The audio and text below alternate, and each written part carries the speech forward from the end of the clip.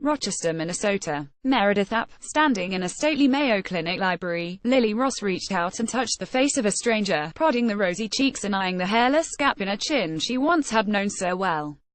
That's why he always grew it so long, so he could try to mesh it together on the chin, she told Andy Sandness, as he shut his eyes and braced for the tickle of her touch on new nerve endings in the face that had been her husband's. Related boy with rare disease gets brand new skin with gene therapy. 16 months after transplant surgery gave Sandness the face that had belonged to Kaylin Rudy Ross. He met the woman who had agreed to donate her high school sweetheart's visage to a man who'd been nearly a decade without one.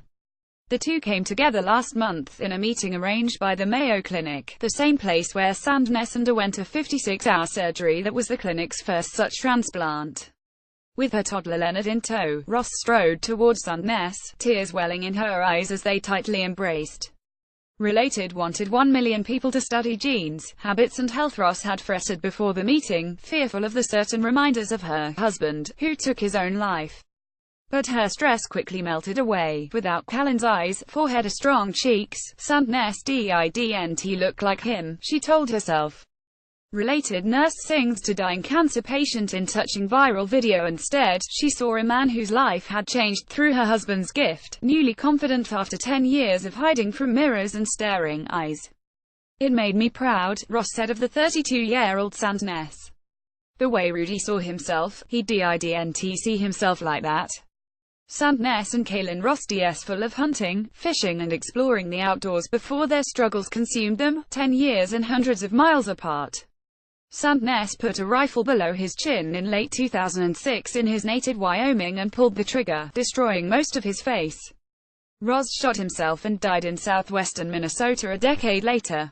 Related Selena Gomez's best friend gave her a kidney this summer. By then, Sandness had receded from contact with the outside world, ashamed of his injuries. Surgeries to rebuild his face had left him a corticized mouth, and his prosthetic nose frequently fell off. Hope first came in 2012 when the Mayo Clinic started exploring a face transplant program, and again in early 2016 when he was waitlisted for the procedure. Ross already had agreed to donate her husband's lungs, kidneys and other organs to patients.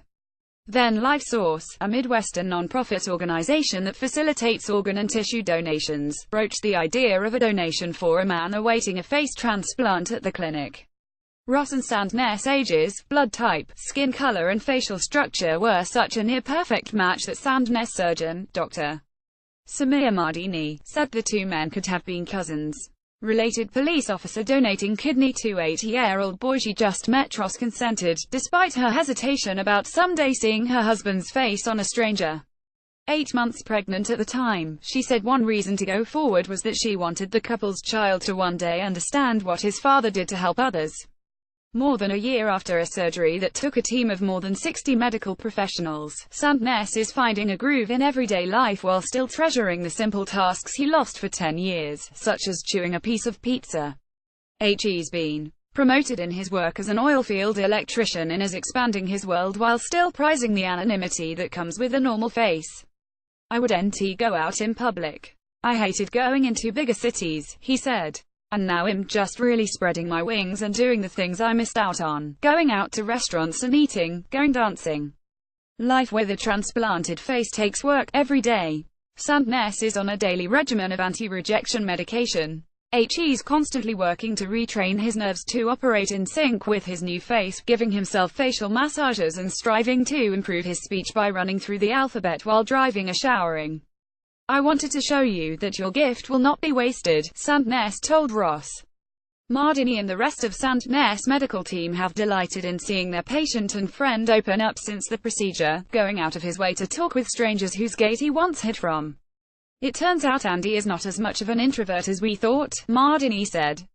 He's enjoying these times, where he's missed out on 10 years of his life. Ross and Sandness say they feel like family now. They plan to forge a stronger connection, and Sandness said he'll contribute to a trust fund for Leonard's education. On the day of their meeting, the boy stared curiously at Sandness at first. But later, he walked over and waved to be picked up. Sandness happily obliged. For Ross, just meeting Sandness felt like a huge release, a way to get past a year filled with grieving, funeral planning, childbirth and gut-wrenching decisions about organ donations. Meeting Andy, it has finally given me closure, she said, her voice choking as it trailed off. Everything happened so fast.